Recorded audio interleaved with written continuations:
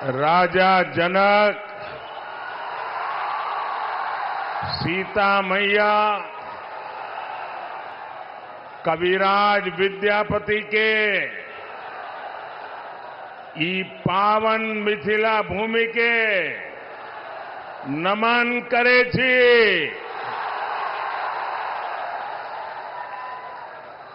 मैं दरभंगा की धरती से स्वर्गीय महाराजा कामेश्वर सिंह जी को भी प्रणाम करता हूं। एक तो मिथिला की ये पुण्य भूमि और दूसरा आप जनता जनार्दन का आशीर्वाद। इससे बड़ा जीवन का सौभाग्य क्या हो सकता है।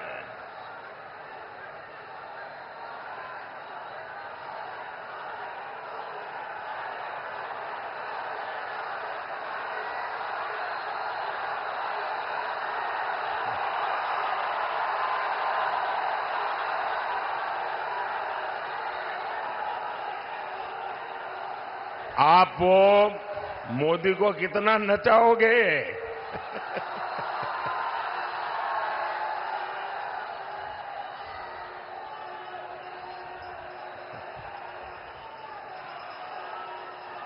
वो एसपीजी वालों को कहिए वो मोदी को कब्जा कर ले।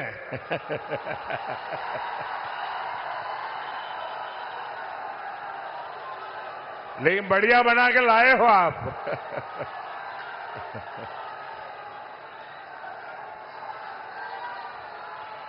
आपका बहुत बहुत धन्यवाद जी।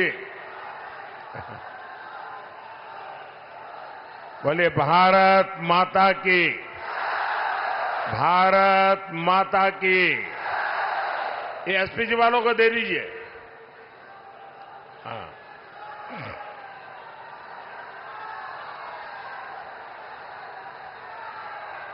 जय श्री राम,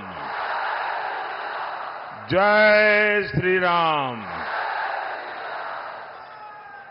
मैं आप सभी को अयोध्या में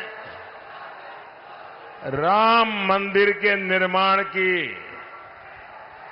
बहुत बहुत बधाई देता हूं।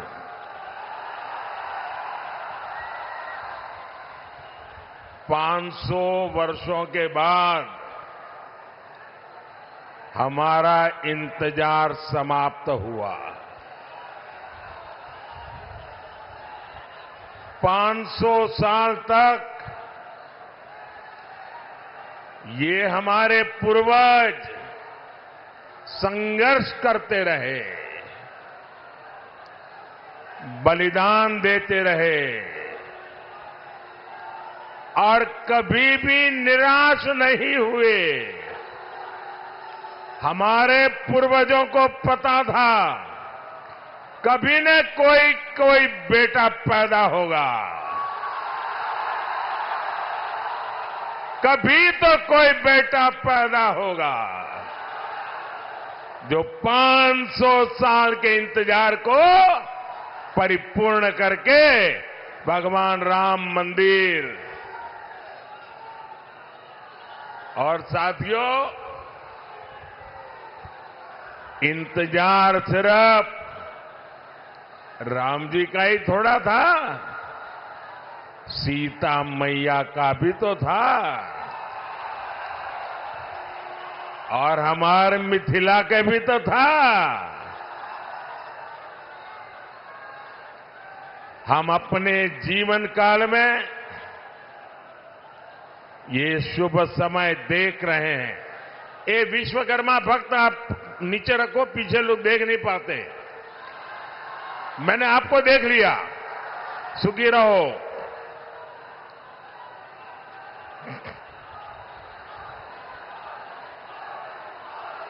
ये शुभ समय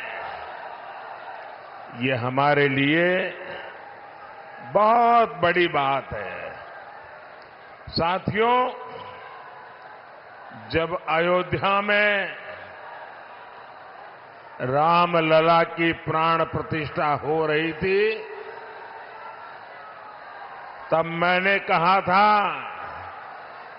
कि अब भारत आने वाले 1000 साल का भविष्य लिखेगा। कई बार इतिहास की एकाध घटना भी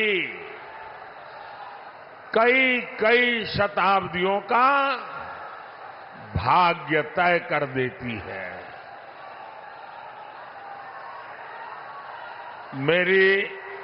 मेरी आप सबसे प्रार्थना है, देखिए जगह छोटी पड़ गई है, मैं जानता हूं आपको तकलीफ हो रही है, हो सकता है आप मुझे देख ना पाते हो, लेकिन उसके लिए हमें क्षमा करें। आराम से जहां है वहां खड़े रह करके मुझे सुनिए, और अगर आवाज कम करेंगे तो मुझे बोलने की सुविधा बढ़ेगी। तो आपके आशीर्वाद है मैं बोलना शुरू करूं? आप शांति रखोगे? आप इतने अच्छे लोग हैं। आज से 1000 साल पहले जब पश्चिम से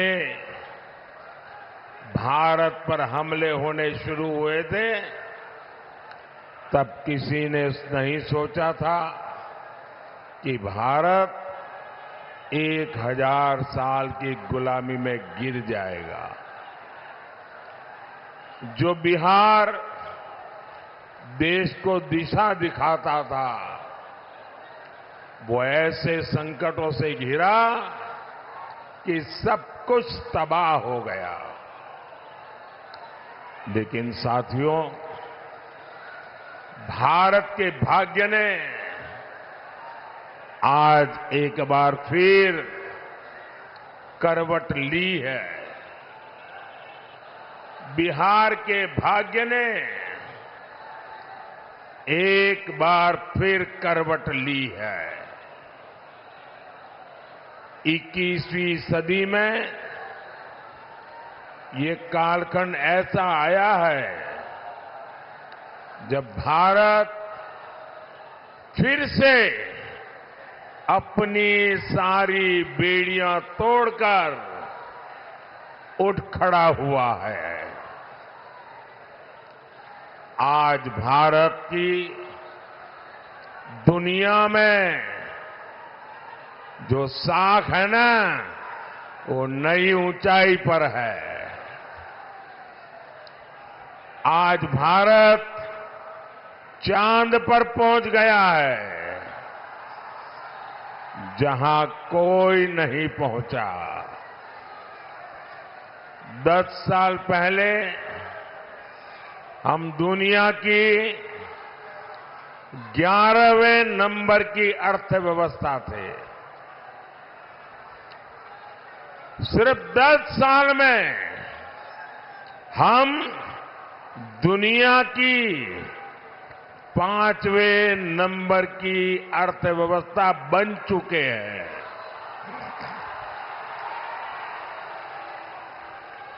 आपको कोरोना का समय याद होगा।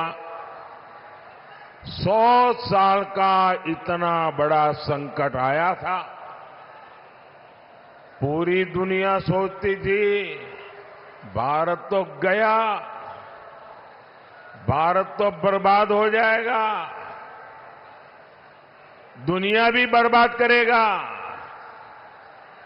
सब सोच रहे थे कि अब क्या होगा, लेकिन उस समय भारत ने दिखाया कि भारत का सामर्थ्य क्या होता है।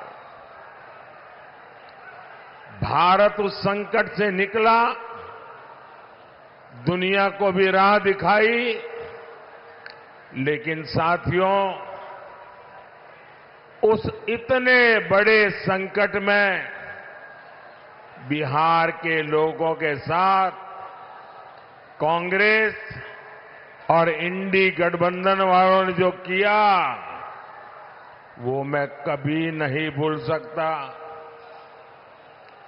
दिल्ली में इंडी गठबंधन की सरकार थी, महाराष्ट्र में इंडी गठबंधन की सरकार थी और इन लोगों ने बिहार के लोगों को उस संकट काल में वहां से साजिश करके भगा दिया, वापस भेज दिया था।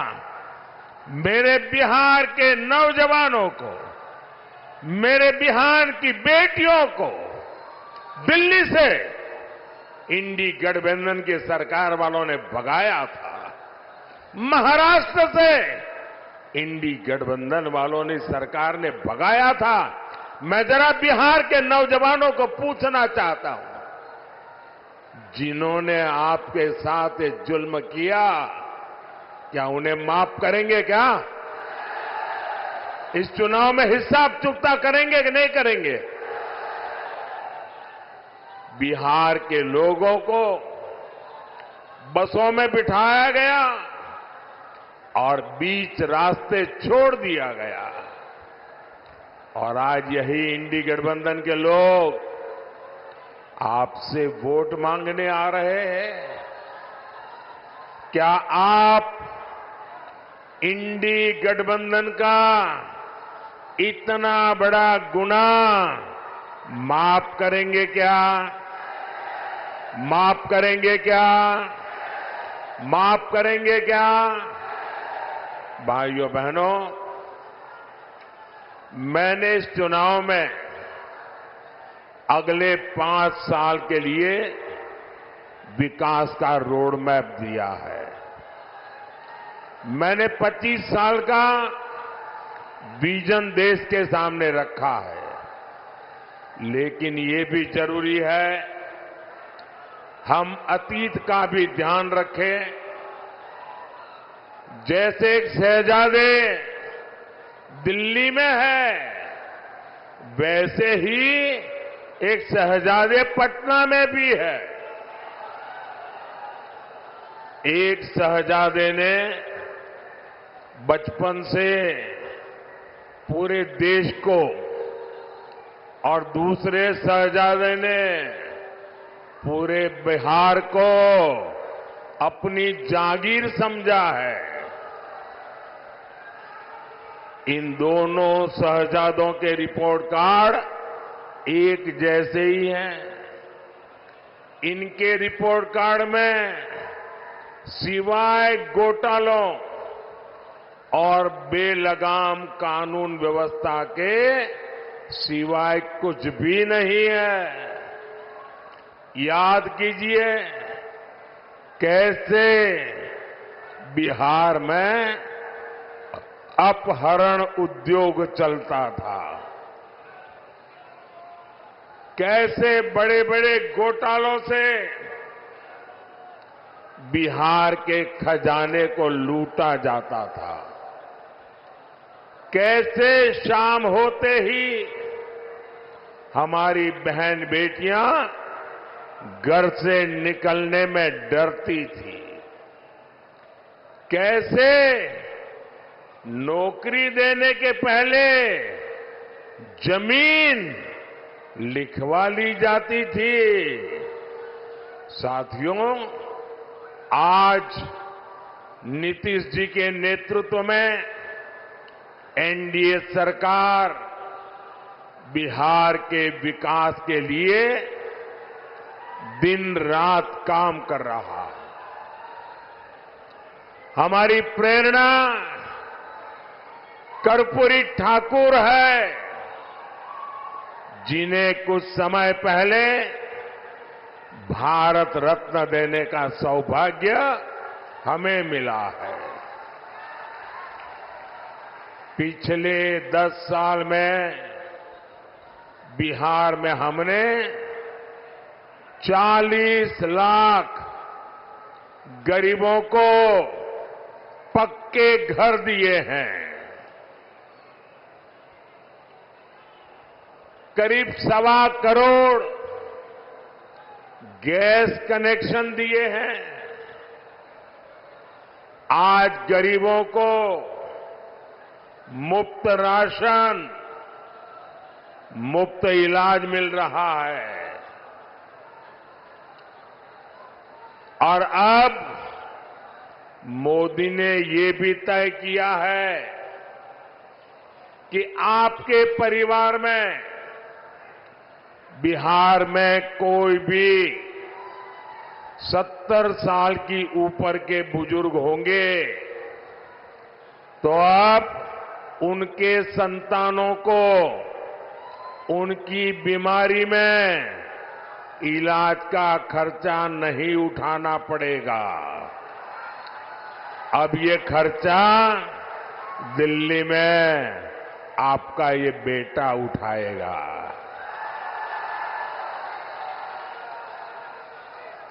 70 साल के ऊपर के हर बुजुर्ग को 5 लाख रुपए तक मुफ्त इलाज मिलेगा। मेरे बिहार के साथियों, मेरे दरभंगा के साथियों, मेरा एक काम करोगे? जरा हाथ ऊपर करके बताइए, करोगे? पक्का करोगे? देखिए, काम करना। जब आए भी इन दिनों गांव-गांव जाते होंगे, मोहल्ले में जाते होंगे, छोटी छोटी बस्तियों में जाते होंगे, अगर वहां पर कोई परिवार ऐसे आपके ध्यान में आ जाए जिनको अभी पक्का घर मिलना बाकी है, गैस का कनेक्शन मिलना बाकी है, नल से जल का कनेक्शन बाकी है, आयुष्मान का कार्ड नहीं पहुंचा है, तो उनको कह देना कि मोदी जी की गारंटी है 4 जून के बाद, नई सरकार बनने के बाद हम 3 करोड़ नए घर बनाने वाले हैं। तो आप मेरी तरफ से उन सब परिवारों को गारंटी दे देना, मेरे लिए तो आप ही मोदी है। साथियों, दरभंगा का एयरपोर्ट हो, रेलवे स्टेशन हो, अमृत भारत ट्रेन हो, आधुनिक सड़कें हो, हर तरफ काम हो रहा है। दरभंगा एम्स की अड़चनों को भी दूर किया जा रहा है। साथियों, जब विकास की बुनियाद मजबूत होती है, तभी उद्योग और रोजगार पैदा होते हैं। यहां दरभंगा में आईटी पार्क भी बना, जिससे युवाओं के लिए नए अवसर पैदा होंगे।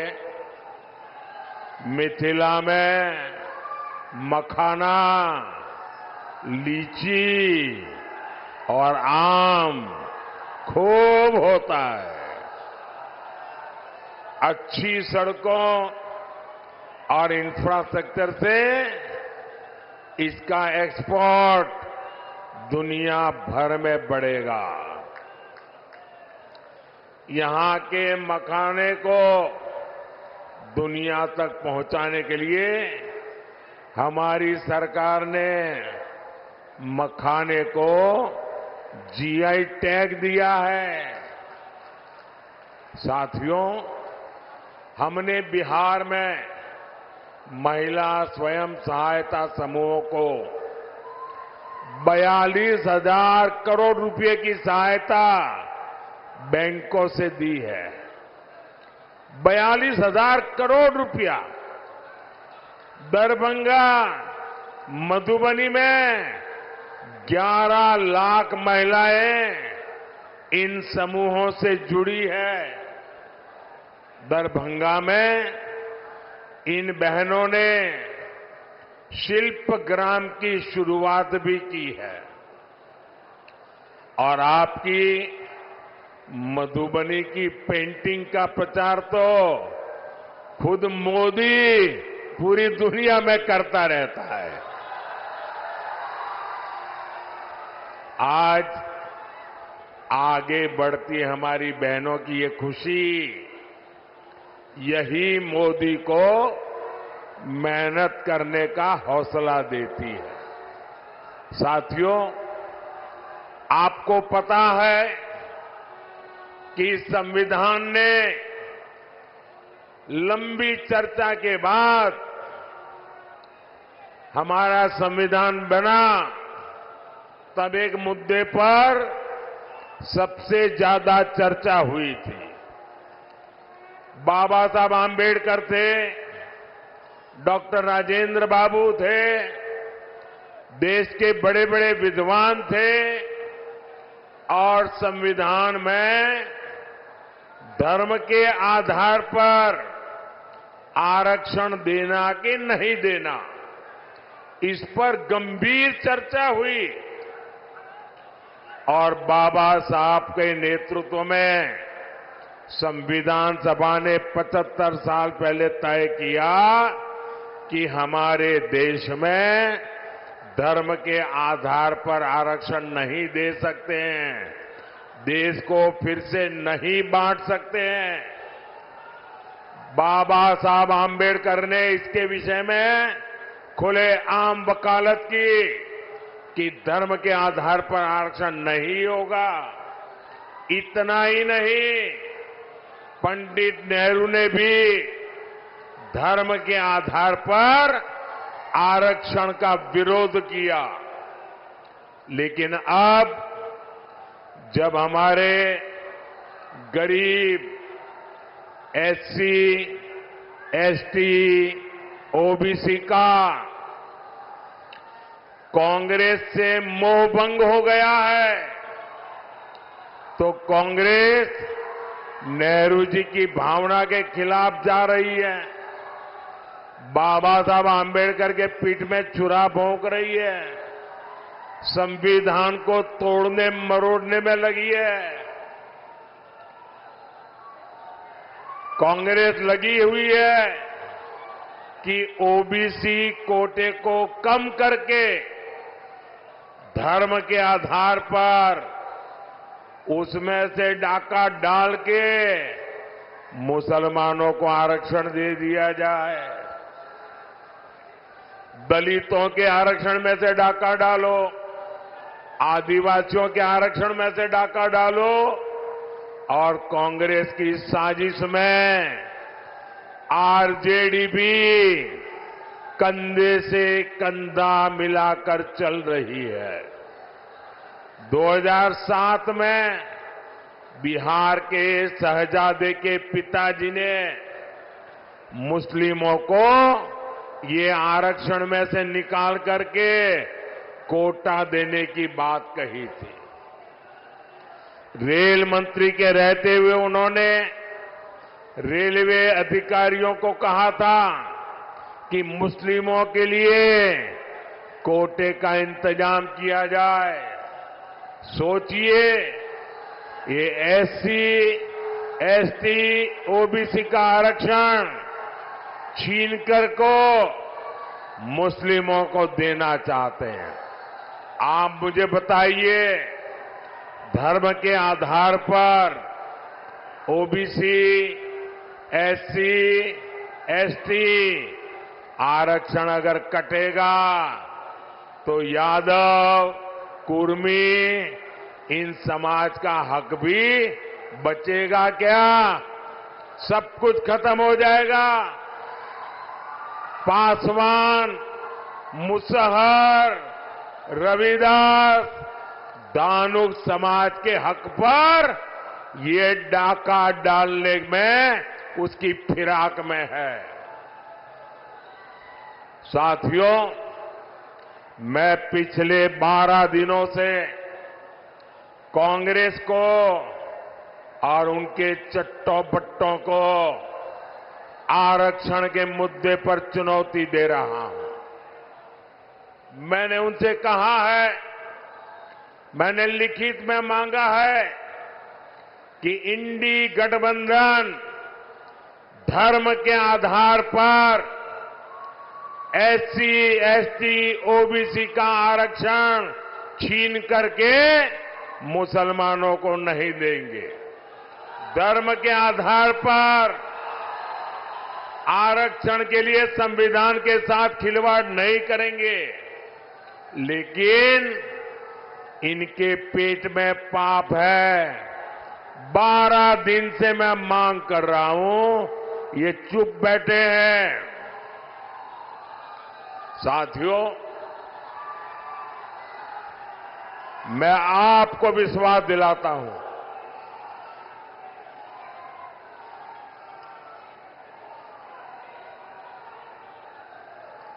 मैं आपको विश्वास दिलाता हूं, जब तक मोदी जिंदा है, जब तक मोदी जिंदा है, एससी, एसटी, ओबीसी के आरक्षण पर कभी भी मैं खिलवाड़ नहीं करने दूंगा। साथियों, मैंने जब से कांग्रेस, आरजेडी के इरादों को बेनकाब किया है, तो ये लोग बौखला गए हैं। अब आरजेडी ने ये गिनना शुरू कर दिया है कि सेना में कौन हिंदू है, कौन मुसलमान है। यही इनका असली चेहरा है। ये लोग समाज को बांटने के लिए, देश की एकता तोड़ने के लिए कुछ भी कर सकते हैं। मां भारती की रक्षा के लिए जो सीने पर गोली खाता है, वो पहले भारतीय होता है। और ये आरजेडी के लोग उसे हिंदू मुसलमान की नजर से देखते हैं। मैं जरा हिंदू मुसलमान का बंटवारा करने वालों को पूछना चाहता हूं, क्या अब्दुल हमीद जी को हम इस शर्त इसलिए याद करते हैं क्योंकि वो मुसलमान थे? देश को इस दिशा में ले जाएंगे ये लोग। यही लोग सर्जिकल स्ट्राइक पर सवाल उठाते हैं, एयर स्ट्राइक पर सवाल उठाते हैं। यही लोग आर्मी चीफ को गाली देते हैं। आखिर किसको खुश करने के लिए किसके इशारे पर ये बोला जाता है? देश सब देख रहा है, जनता है, सब कुछ जानती है। देशवासी सब देख रहे हैं। साथियों, आरजेडी का इतिहास सामाजिक न्याय का मुखौटा लगाकर हमेशा तुष्टीकरण करने का रहा है। जब गोधरा में कार सेवकों को जिंदा जलाया गया था, तब रेल मंत्री ये शाहजादे के बेटे थे जो सजा काट रहे हैं और जमानत पे घूम रहे हैं। उन्होंने दोषियों को बचाने के लिए सुप्रीम कोर्ट के एक जज की कमेटी बनाई, बेनराजी कमेटी। सोनिया बहन का राज था ना, और इसलिए उन्होंने बेनराजी कमेटी बनाई थी। वो जज का नाम बेनर्जी था, तो लोग बेनराजी बोलते थे। और उससे ऐसा रिपोर्ट लिखवाया कि 60 कार सेवकों को जलाने वाले निर्दोष छूट जाए। लेकिन ये रेल मंत्री जो अभी जेल में जिंदगी गुजारने के लिए मजबूर है, जमानत पे घूम रहे हैं, अदालत ने उनके इस रिपोर्ट को कूड़े कचरे में फेंक दिया और उन सबको सजा सुनाई, फांसी तक की सजा हो गई। पूरी दुनिया को पता था कि कार सेवकों को जिंदा जलाया गया था, लेकिन तब फर्जी जांच रिपोर्ट बनवाकर कार सेवकों पर ही दोष मढ़ने की साजिश रची गई थी।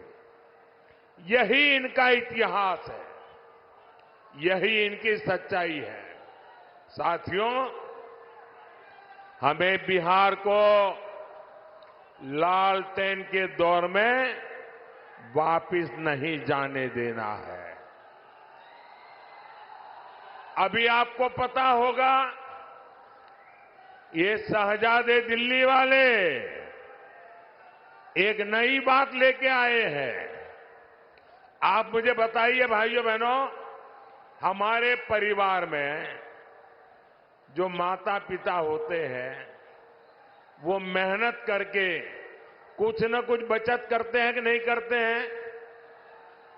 कुछ न कुछ बचाते हैं। उनके मन में रहता है कि एक छोटा सा घर बना दूं, बच्चों को काम आ जाएगा। एक छोटी सी गाड़ी ला दूं, बच्चों को काम आएगी। खेत खरीद के रखो, बच्चों को काम आएगा।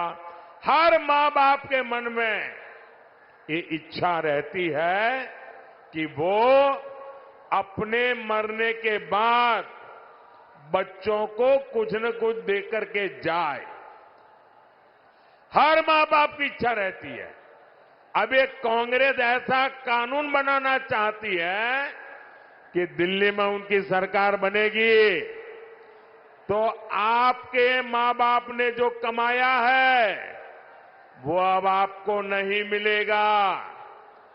आपके पिताजी अपना 10 एकड़ का खेत होगा तो आपको नहीं दे पाएंगे। 2 घर है तो नहीं दे पाएंगे। आधा ये इनकी सरकार छीन लेगी। 55% विरासत पर टैक्स लगाने का ये फतवा लेकर के आना चाहते हैं। क्या आपकी मेहनत की कमाई किसी सरकार को लूटने देंगे? किसी सरकार को लूटने देंगे? ये कांग्रेस वालों को लूटने देंगे? ये आरजेडी वालों को लूटने देंगे? और इसलिए भाइयों बहनों, आपका भविष्य बचाने के लिए, आपके बच्चों का भविष्य बनाने के लिए 7 मई को जंजारपुर में जेडीयू से प्रत्याशी श्री रामप्रीत मंडल जी आए हैं। 13 मई को दरभंगा में बीजेपी से श्री गोपाल ठाकुर जी और समस्तीपुर से एलजेपी की हमारी बेटी श्रीमती सांभवी चौधरी जी, पूरे हिंदुस्तान की सबसे छोटी उम्र की बेटी चुनाव लड़ रही है। आप सब आशीर्वाद दीजिए। ये हमारी बेटी तो जीतनी ही चाहिए। 20 मई को मधुबनी में बीजेपी के श्री अशोक कुमार यादव जी को, ये हमारे इन सभी साथियों को भारी संख्या में वोट दीजिए। और जब आप उनको वोट देंगे ना, तो ये वोट सीधा सीधा मोदी के खाते में जाएगा। मोदी को मजबूती मिलेगी और मोदी मजबूती से आपकी 5 साल और सेवा करेगा। तो घर घर जाएंगे, ज्यादा से ज्यादा मतदान करवाएंगे। पहले मतदान फिर जलपान, ये पक्का करेंगे। अच्छा, मेरा एक काम करेंगे, जरा हाथ ऊपर करके बताइए, करेंगे? मेरा काम करेंगे। यहां से जाने के बाद हर घर जाना, घर घर जाकर के कहना कि अपने मोदी जी दरभंगा आए थे और मोदी जी ने आपको प्रणाम कहा है। मेरा प्रणाम पहुंचाएंगे, घर घर मेरा प्रणाम पहुंचाएंगे। बोलिए भारत माता की, भारत माता की, भारत माता की। बहुत बहुत धन्यवाद।